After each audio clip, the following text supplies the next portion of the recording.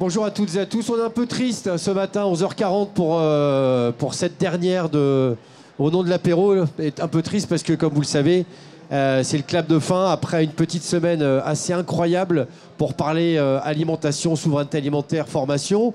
Et pour cette dernière, même si on est un petit peu triste, on a envie de parler de gens bien, qui font des choses bien, qui prennent des initiatives, notamment des initiatives dans le monde agricole, le monde de l'alimentation, et pas que. Vous allez voir, on va terminer tout ça avec le sourire. Mais d'abord, une émission de télé, c'est, comme vous le savez, des techniciens qui sont là depuis samedi en direct avec les équipes de NMC, notamment le chef des avions, c'est Mathieu, c'est lui là, qui pilote avec ses petits doigts tout ce que vous voyez à l'image.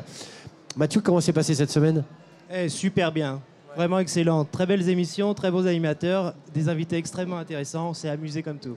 Aujourd'hui, on va parler engagement et solidarité. Par exemple, est-ce que toi, tu t'engages, tu milites dans des associations ?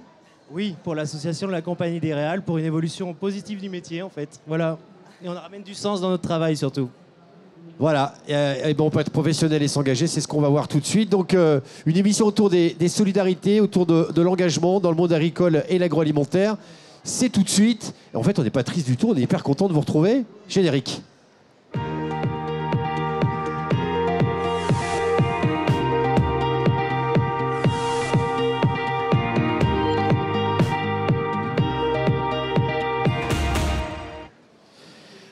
Donc c'est parti pour cette dernière émission au nom de l'apéro. Qu'est-ce qu'on s'est amusé cette semaine. Alors vous allez remarquer, on a essayé de respecter nous la parité toute cette semaine, notamment la place des femmes. Et là, aujourd'hui, elles sont surreprésentées, et tant mieux. Il n'y a qu'un représentant de la gente masculine, mais quel homme. Il arbore un sweat magnifique. On va en parler tout de suite avec lui. Camille Decreux, tu es cofondateur de Fier, la marque des gens extraordinaires. Exactement. Vous êtes plusieurs. On est 4 cofondateurs. Mais que des garçons. Exactement, oui, donc, c'est vrai. Alors, on ne respecte pas la parité. Là, tu te sens un petit peu seul. À tes côtés à gauche, quelqu'un qui a beaucoup fait parler d'elle pendant ce salon de l'agriculture, Marie-France Barrier, qui est la fondatrice de l'association des enfants et des arbres. Bonjour Antoine. Regardez comme il est beau ce logo, regardez. Regardez, des enfants et des arbres. Oh là, il est magnifique. À ta droite, Camille. Alors là, on est sur du... on va parler packaging tout à l'heure. Et là, on est sur du sweat bien pétant. On est avec Lucie Prost, qui est membre de l'association des agricultrices et du cœur, mais qui est surtout étudiante en première année de... En deuxième année à l'IDREA. L'IDREA qui est, les acronymes. Du coup, c'est l'Institution des hautes études de droit rural et d'économie agricole. Tout va bien ? Oui, tout va bien. C'est ta première télé ? Non, mais pardon, comme elle dit ça. Non, vieux. Ok. Et enfin, on termine avec Béatrice, secrétaire générale de Vox Demeter. Est-ce qu'on doit encore présenter Vox Demeter ?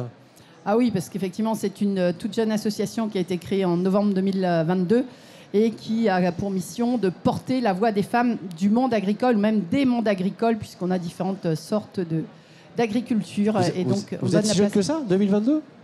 2022, tout à fait. Ah ouais, parce que j'ai l'impression que vous êtes là depuis très longtemps. On n'entend parler que de vous.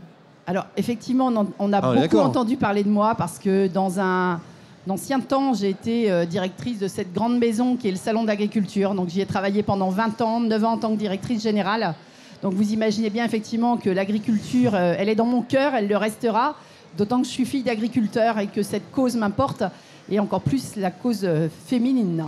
Mesdames, ça vous ennuie pas si on commence par le seul représentant de la gente masculine sur ce plateau ? Camille, on va être un peu sérieux parce que c'est quand même une histoire de dingue. Je résume. Tu es un ancien de l'agroalimentaire, tu travaillais chez Ducros. Tu avais deux, trois potes qui travaillaient aussi chez Ducros, dont un des membres dont la fille était atteinte d'autisme. Ouais, de trisomie. De trisomie, et qui travaillait dans un ESAT. Exactement. Et donc elle fabriquait des produits alimentaires et cet ESAT ferme parce qu'ils n'ont plus de clients, ils n'ont plus de débouchés, c'est ça ? Ouais, en fait, c'est plutôt leurs débouchés se sont un peu taris. Et donc, ils avaient une vraie baisse d'activité. Et donc, sa fille venait à l'ESAT tous les jours, mais elle n'avait rien à faire. Ouais. Et en fait, elle a très, très mal vécu ça. Elle est tombée en dépression. Et on s'est juste tout simplement dit, c'est quand même fou que cette ESAT, qui fait des super jus de pommes, n'arrive pas à commercialiser ses jus de pommes, quoi. Donc, nous, on travaillait chez Ducros, comme tu l'as dit, Antoine. Donc, on commercialisait des produits, on savait faire. On s'est dit, on va faire la même chose, mais pour une cause importante et qui nous tient à cœur. Et à la base, c'était vraiment une histoire personnelle. Ouais. Et donc pour ça, vous avez dit d'abord, on va essayer de référencer l'approvisionnement, ce qui est produit par ces ESAT, organiser ensuite la logistique jusqu'à la distribution dans des grandes enseignes. C'est ça. En fait, le rôle de Fier, c'est de simplifier la vie pour les ESAT, c'est de simplifier la vie pour la grande distribution. Donc Fier, c'est aujourd'hui, on va lancer une quarantaine de produits qui sont fabriqués dans 5... Regarde, on les voit juste là, ici, derrière toi. Voilà. Donc là, c'est du miel de tilleul. Fier, alors on voit avec une petite signalétique, c'est un petit smiley, c'est ça? Ouais, exactement. En Regardez. fait, ouais, je sais pas si tu le vois. Hop, on va le mettre sur la caméra. Regarde Mathieu, vas-y. Regardez. Voilà, ça c'est Fier. Donc dorénavant, quand vous croisez ce produit en magasin, vous n'avez plus le choix que de l'acheter parce que derrière, c'est à la fois bon, mais ça fait du sens. Voilà, exactement. En fait, ce qu'on fait, c'est qu'on traverse et on voyage à travers la France pour visiter tous les établissements qui accueillent des personnes en situation de handicap et qui produisent des choses qui sont souvent super bonnes, mais qu'ils n'arrivent pas à commercialiser. Donc, il y a plus de 1500 établissements en France aujourd'hui qui accueillent des personnes en situation de handicap. Et on travaille aujourd'hui avec 6 ateliers différents qui font du miel, qui font de la confiture, qui font des épices, qui font des produits pour faire des gâteaux. Et ce que nous, on propose, c'est de mettre tout sous une seule marque, qui est Fier, la marque des gens extraordinaires, et de la commercialiser en grande distribution. Parce qu'on sait qu'aujourd'hui, la grande distribution est prête et assez friande d'engagement RSE. Donc on se dit que c'est le bon moment pour le faire. Ouais, ça c'est la belle histoire, parce que ça n'a pas été si simple quand même de convaincre des gens, parce que tu vas forcément prendre la place dans le linéaire d'un autre produit, d'une grande marque qui fait peut-être un peu plus d'argent, non? Ouais, alors en fait, ce qu'on promet à la grande distribution et ce que la grande distribution apprécie, en fait, c'est aussi une juste répartition de la valeur. Et une répartition de la valeur un peu différente de ce qui se fait actuellement en supermarché. Quand on va vendre un produit, enfin quand, je sais pas, Auchan par exemple, va vendre un produit Fier à un consommateur final, il y a 60% du prix de vente qui va partir directement dans l'atelier et qui va partir du coup à l'insertion des personnes en situation de handicap. Donc c'est vrai que c'est des proportions qui sont super importantes et que la grande distribution vraiment a envie de pousser. Après, le vrai changement et le vrai challenge, mais c'est aussi ce qui nous fait rêver dans notre projet, c'est qu'on a pour ambition d'être la première marque à but non lucratif en grande distribution. Parce que Fier appartient à un fonds de dotation qui est comme une fondation qu'on a créé nous-mêmes et qui ne peut pas générer de dividendes. Donc en fait, tout simplement, tous les bénéfices qu'on va générer repartent automatiquement dans le système et repartent automatiquement aux ateliers qui travaillent avec nous. Et toi, tu te rémunères comment? Vous vous rémunérez comment? Parce que quand on était chez Ducrot, où tu avais un énorme salaire, une énorme voiture et une énorme fiche d'impôt, travailler dans un fonds de dotation, non mais c'est quand même un choix de vie dingue. Ouais. Non mais oui, c'est un vrai choix de vie. Je pense qu'on est assez nombreux à avoir ces interrogations, qu'on a décidé de passer à l'acte il y a un peu plus de 2 ans maintenant. Mais oui, c'est un vrai choix de vie, mais dont on est assez, pour le coup, convaincu et fier. Et l'objectif, c'est juste de se rémunérer juste ce dont on a besoin, en fait. On n'a pas besoin d'avoir, comme tu dis, la grosse voiture des fonctions. Tout ça, c'est fini. Maintenant, je prends le Vélib, quoi. Ouais, c'est ça. Marie-France, c'est chouette comme initiative. C'est très, très inspirant. C'est le monde de demain, en effet, quand on concilie la solidarité, l'inclusion, et en fait, où tout le monde est porteur de valeurs. Et donner toute cette place à ces gens qui ont envie de participer et d'être de la partie, c'est magnifique. Moi, ce que je voulais savoir, est-ce que ça a suscité des vocations? Est-ce qu'il y a des élèves qui se sont dit, tiens, on avait dans l'idée peut-être de lancer une gamme de produits alimentaires, maintenant il y a un débouché, maintenant il y a une marque commerciale, maintenant on va avoir un peu de la pérennité quant à nos outils de production. Est-ce que ça a fait sens pour eux aussi? En fait, c'est exactement ça, et c'est l'objet même de notre projet. Hein. C'est d'apporter de la pérennité, de la stabilité à tous ces établissements pour qu'eux puissent embaucher plus, puissent améliorer les conditions de travail. Donc, par exemple, on a un ESAT avec lequel on travaille qui a pris dans son budget 2023, donc on a un peu la pression, les revenus de Fier qui permettent de reconstruire la salle de pause des personnes qui travaillent chez eux. Il y a un autre atelier avec lequel on travaille qui avait une mielerie qui traînait, c'est un vieil établissement, ils avaient une mielerie mais qui n'était pas du tout utilisée. Et quand on allait les voir, on les a rencontrés, ils ont dit, en fait, vous savez quoi, la mielerie, on va la remettre en marche et on va embaucher que des personnes en situation de handicap. Et donc voilà, et en fait, c'est le miel Fier, alors qu'il n'y a plus, mais qui était tout à l'heure à l'écran. Ce miel Fier, il est produit juste pour nous et avec des gens qui ont été embauchés et qui ont été sortis de leurs difficultés pour pouvoir travailler. Sur la signalétique, là, vous avez dit on va faire dans l'efficace, on va mettre comme les agriculteurs du cœur. du fluo, pleine balle. Ouais, alors si ça avait pu clignoter, même en rayon, on l'aurait fait. Hein, mais là, on s'est limité à une couleur très flashy. Et l'idée, c'est de tout regrouper dans un meuble en magasin où on puisse tout retrouver, un peu comme le bio au tout début, où on crée un univers spécifique. Alors nous, on a appelé ça, c'est une démarche handi-solidaire, parce que c'est la solidarité avec les personnes en situation de handicap pour changer le regard sur le handicap. Donc, super initiative. Vous saurez dernièrement quand vous croisez ces produits, hein, n'hésitez pas. C'est bon et ça fait du bien. Je vous le disais, ces gens sont assez formidables. Toi, Marie-France, tu as choisi, pour donner du sens à ta vie, de planter des arbres. Mais pourquoi des arbres ? Pourquoi des arbres ? Eh bien parce que c'est notre meilleur ami, l'arbre, depuis toujours. C'est notre meilleur partenaire. C'est grâce à lui que finalement cette belle planète est vivable, respirable. L'arbre, c'est vraiment le chef d'orchestre de la biodiversité. C'est la grande pompe du vivant. Donc le remettre au cœur du logiciel commun de notre société, de notre monde agricole, de notre système éducatif. Eh bien, face aux enjeux auxquels on fait face actuellement, où clairement le dérèglement climatique devient tangible pour tous, eh bien, on en déplace à Elon Musk. Pour le moment, on n'a pas trouvé de meilleure technologie que l'arbre pour remettre le CO2, qui est un problème quand il est dans l'atmosphère, à sa juste place dans le sol et qui devient alors un élixir de vie. Si Marie-France parle aussi bien de l'arbre, c'est que d'abord elle est réalisatrice d'un documentaire qui s'appelle Le Temps des arbres, qui est disponible sur notre plateforme aunomdelaterre.tv. Je vous inviterai à le regarder parce que c'est à la fois un doc hyper instructif, pédagogique, mais aussi un doc qui fait du bien. Et vous pourrez peut-être vous surprendre après à caresser, à faire des câlins à des arbres dans le bois de Boulogne, le bois de Vincennes ou en province. C'est de là qu'est née cette idée de cette association des enfants et des arbres. C'est après la réalisation de ce documentaire ? Exactement. En fait, dans ce documentaire, je mettais en lumière de nombreux pionniers qui donc, ont remis l'arbre et ses vertus au cœur de leur quotidien et de leur métier. La sylvothérapie. Alors, il y a entre autres la sylvothérapie, mais il y avait aussi ces enseignants qui font école en forêt, des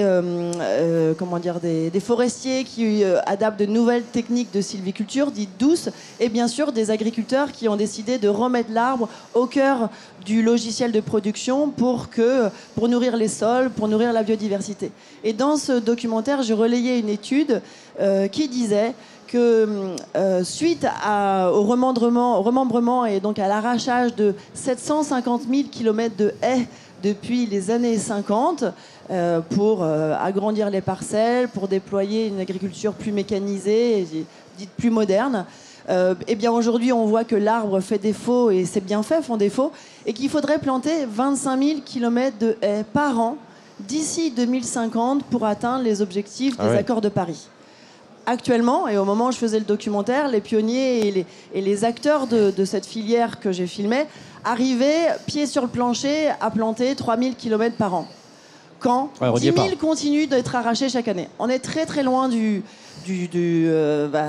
nos objectifs communs.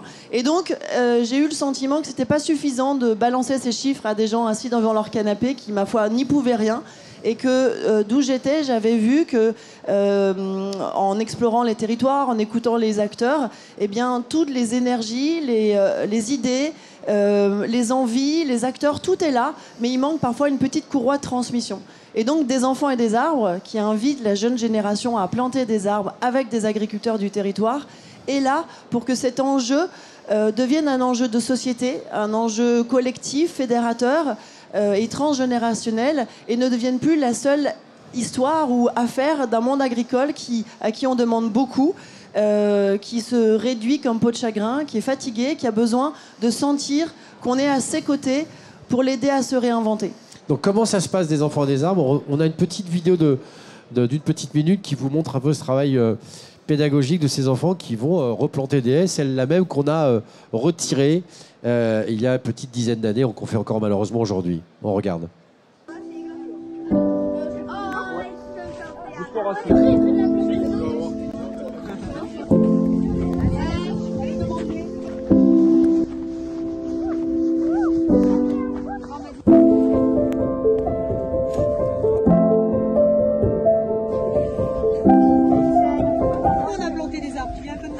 Pour faire de la biodiversité, pour faire de l'humus, pour faire des abris pour les animaux et les insectes, pour attirer les animaux, pour refaire de la vie et pour qu'on respire. Et pour éviter le réchauffement climatique. Ah ouais, effectivement, il a bien appris sa leçon. Alors juste que je comprenne, je veux replanter des arbres, je suis un particulier, je sais pas, 200, 300 mètres d'arbres. Je t'appelle, tu vas m'aider à choisir l'essence des arbres? Non.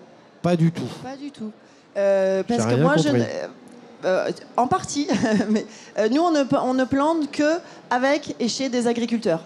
On est vraiment dans une dynamique de... On plante des arbres. Alors, mais moi, en tant que particulier, je peux soutenir l'assaut? Alors, tu peux me soutenir pour nous aider à financer. Parce que j'ai envie de te soutenir. Mais voilà, alors moi, j'ai besoin de tes fonds, de si tu es rentier ou juste généreux. En fait, donc le particulier, voilà, peut venir nous aider à financer ces arbres que l'on finance et ces plantations, puisque cet hiver, on a organisé 107 plantations dites scolaires et solidaires, donc chez 107 agriculteurs, à travers la France, dans 50 départements. Avec des sacrés parrains, dis donc là. Oui, c'est vrai qu'il y a des fois où on est bien entouré. À ma droite, Guillaume Canet, à ma gauche, Édouard Vergeon.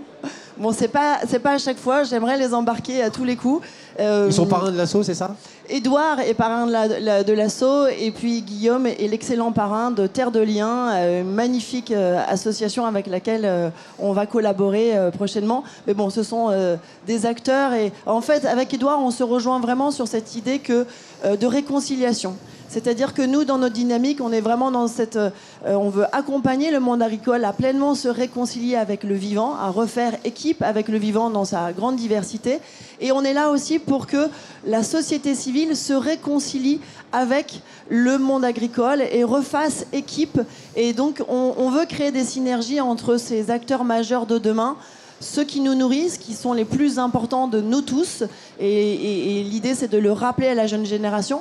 Ces enfants qui seront les citoyens, les dirigeants, les consommateurs de demain, ils ont besoin d'être connectés à la terre et à ces enjeux de souveraineté alimentaire et du vivant. Et l'arbre, comme trait d'union extraordinaire, non seulement pour toutes les vertus qu'énumérait ce jeune garçon, mais aussi parce que c'est un trait d'union entre les hommes. Et nous, ça nous permet de créer des synergies où on recrée du lien. Et il n'y aura pas, selon moi, de transition agroécologique si il n'y a pas de lien humain en premier lieu. Bon, Marie-France, vous l'avez vu, elle connaît très bien son dossier. Hein, pas mal. Si je suis agriculteur, que je veux faire appel à tes services, en 2 mots, comment ça se passe? Eh bien, on va s'ouvrir notre prochain appel à projet à la fin du mois de mars, là. Et donc, il faut remplir ce dossier en ligne. Alors, en ligne et en lien avec une structure technique. Ça peut être les chambres d'agriculture, ça peut être parfois les fédérations de chasse, ça peut être les experts de l'arbre sur les territoires qui vont aider les agriculteurs à concevoir leurs projets pour que ce soit des projets matures, bien pensés, bien calibrés par rapport aux besoins. Et ils candidatent, et une fois qu'ils sont retenus, ils se mettent en lien avec l'école du territoire. Alors, en général, c'est au bout du champ, du village où il y a les enfants.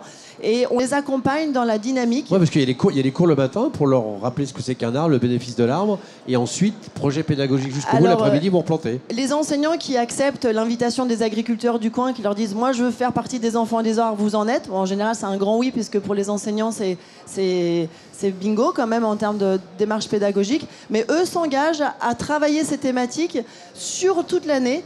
Donc l'arbre, le sol, la photosynthèse, l'engagement citoyen, le lien au monde agricole, pour que le jour de la plantation, les gamins soient au taquet et d'excellents partenaires au service du projet de nos agriculteurs et agricultrices.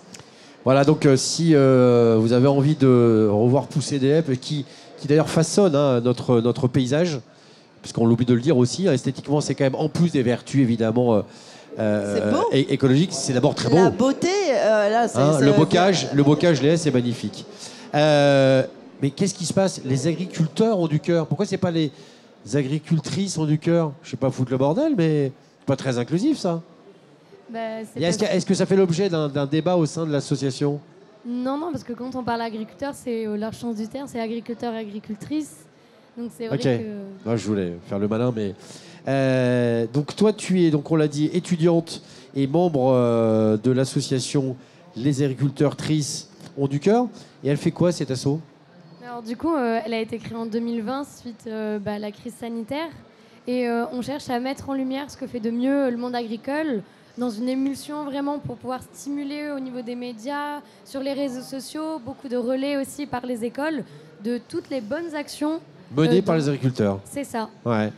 Alors, mais donne-moi des exemples de bonnes actions, par exemple. Du coup, là, on a eu une naissance, c'est-à-dire que notre association est née d'une coopération entre les étudiants qui devaient réaliser un stage dans le cadre de nos études. Ouais.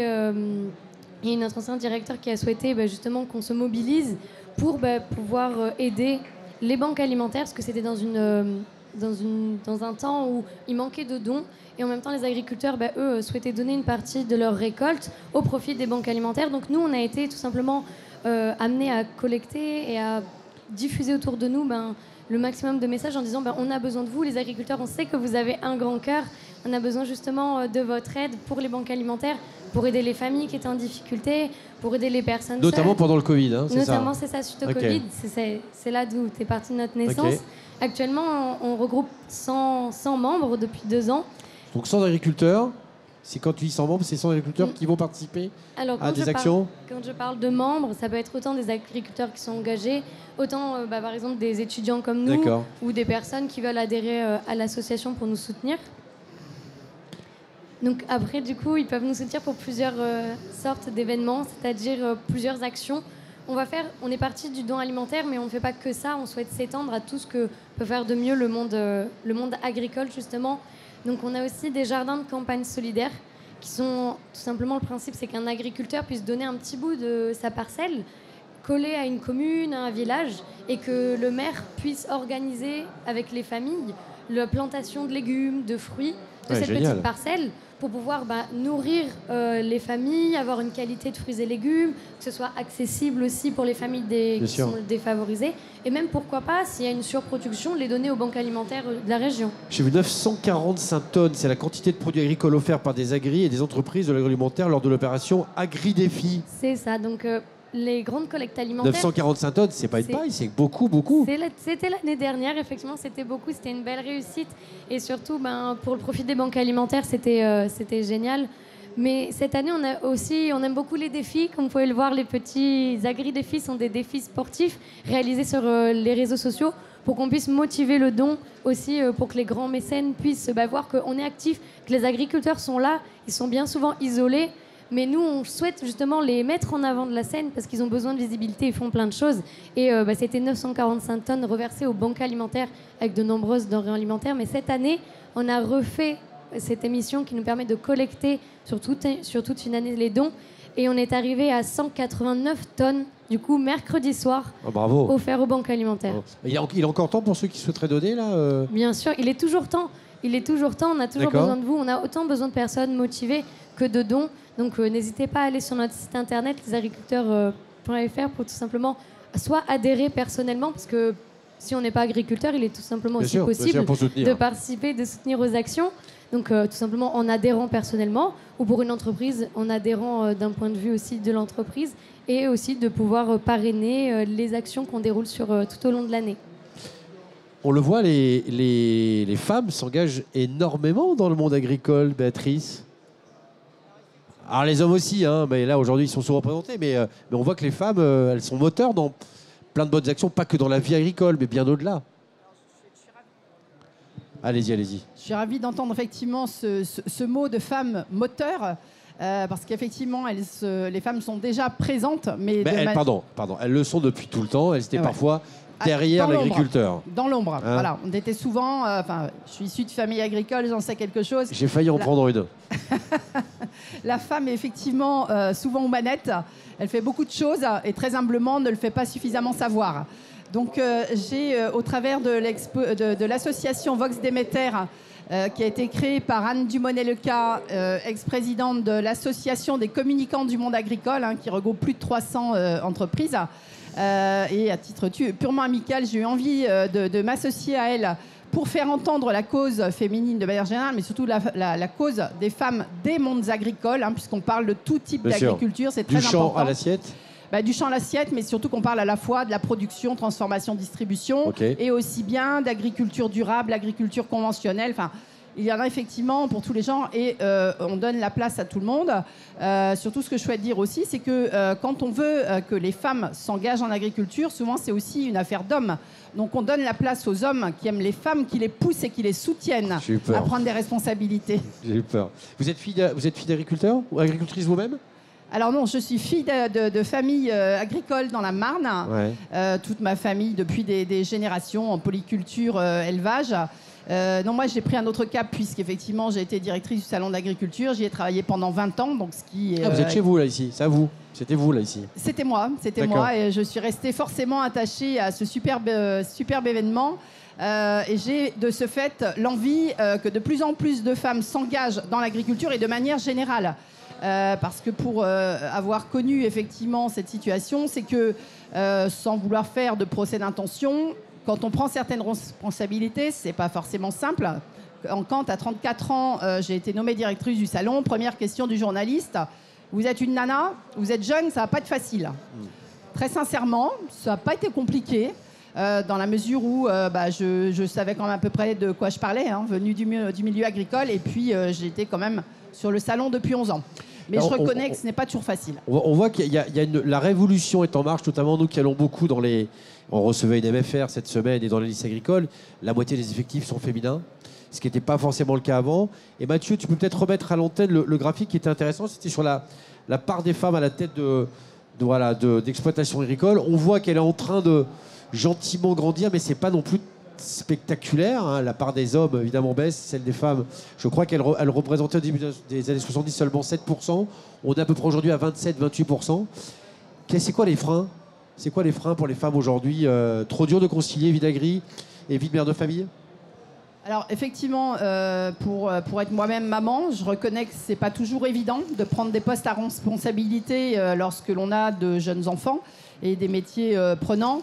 Je dirais que dans l'agriculture, ce qui est important, c'est que l'engagement en tant que notamment exploitante, c'est quand même une affaire de couple. Hein, si on veut que ça réussisse, il faut quand même que les deux soient sur une même longueur d'onde. Ce que je dirais de manière générale, c'est que pour moi, l'engagement en tant qu'exploitante agricole ou dans des instances agricoles, ce qui manque souvent, en fait, c'est le fait de oser. Je pense qu'il y a une peur naturelle, peut-être plus importante chez certaines femmes. Et vraiment, notre envie avec Vox Demeter, c'est de montrer qu'à un moment, il faut oser, il faut choisir ce métier. On n'est pas forcément exploitante parce qu'on est femme d'eux. Hein, donc vraiment, mes mots, c'est oser, choisir. Il y a plein de belles choses. Il y a beaucoup, beaucoup de métiers dans cette agriculture. Et il faut y aller. Mais on doit reconnaître quand même qu'il y a un petit sujet, c'est le congé maternité. Les agences de remplacement, être enceinte, faire des enfants quand on est en pleine campagne, on n'est pas aussi bien accompagné que quand on est dans le milieu urbain, salarié d'une grande entreprise. Il y a encore des choses à faire avancer la cause.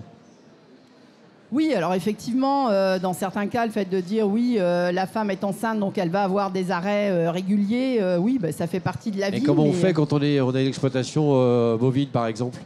Il y a des agences de remplacement, il y a des systèmes de remplacement qui permettent à la femme de continuer à s'occuper de son bébé. Oui, tout à fait. Il y a des services de remplacement qui se développent, alors qui ne sont pas encore hyper développés, mais ça fait partie quand même des chiffres qui évoluent.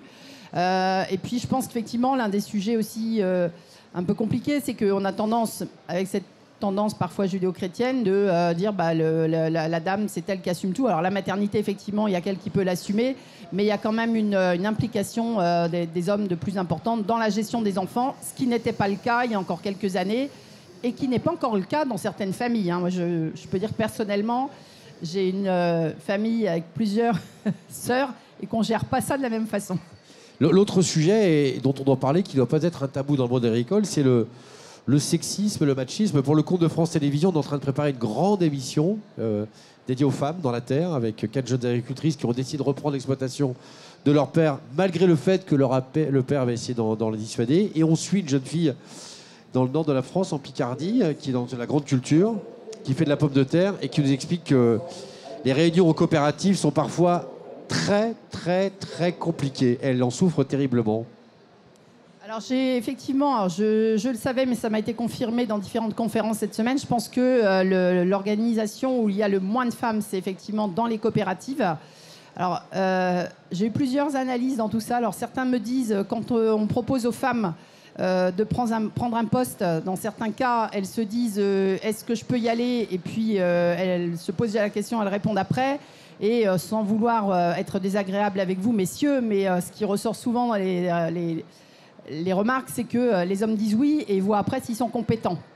Voilà, donc je ne veux surtout pas faire de généralité, mais je pense qu'il faut tout simplement... Pourquoi vous me regardez comme ça, là? Et j'ai l'impression que pour ce qui concerne la prise de parole, vous n'avez pas trop de problèmes.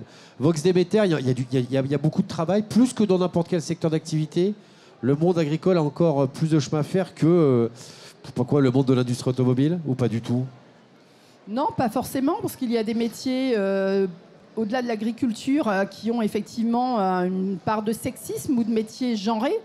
Il y a un vrai travail, mais je pense que les choses sont vraiment en train d'évoluer en ce sens. Quand on se dit, effectivement, je pense qu'il y a de plus en plus de réflexions sur qu'est-ce qu'est un métier d'homme ou de femme. Les évolutions, notamment en matière de technologie, sont en train de faire que de plus en plus de choses sont faisables par des femmes, notamment pour des choses qui nécessitent peut-être un peu plus de carrure. Mais les choses évoluent et surtout ce qui évolue, c'est que de nombreuses femmes n'ont pas honte de mettre les mains dans le cambouis, de monter un pneu. Il y a une vraie évolution en fait sur cette façon de considérer un boulot de femme ou d'homme. Moi, la première, quand on me dit tiens, c'est un sujet de femme, c'est marrant parce que par hasard, j'aime souvent quand c'est l'inverse. Voilà, cette émission touche à sa fin. C'était passionnant. Voilà, je vous demande d'applaudir Marie-France Barrier, la fondatrice des enfants de l'Association des enfants des arbres, Camille Decreux, cofondateur de Fier la marque, Béatrice, secrétaire générale de Vox Demeter, et Lucie, membre de l'association des agriculteurs Tris qui ont du cœur.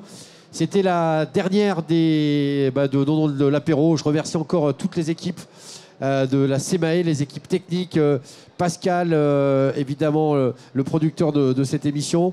On a pris beaucoup de plaisir à fabriquer cette émission. J'espère que vous avez pris beaucoup de plaisir à la regarder.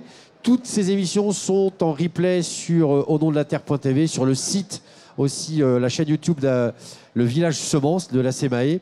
Voilà, ça touche à sa fin. On va maintenant souffler parce que la semaine a été rude, même si elle s'est terminée plutôt tôt le soir. Un grand merci encore à toutes les équipes et je vous dis l'année prochaine avec beaucoup d'impatience. Allez, bonne semaine.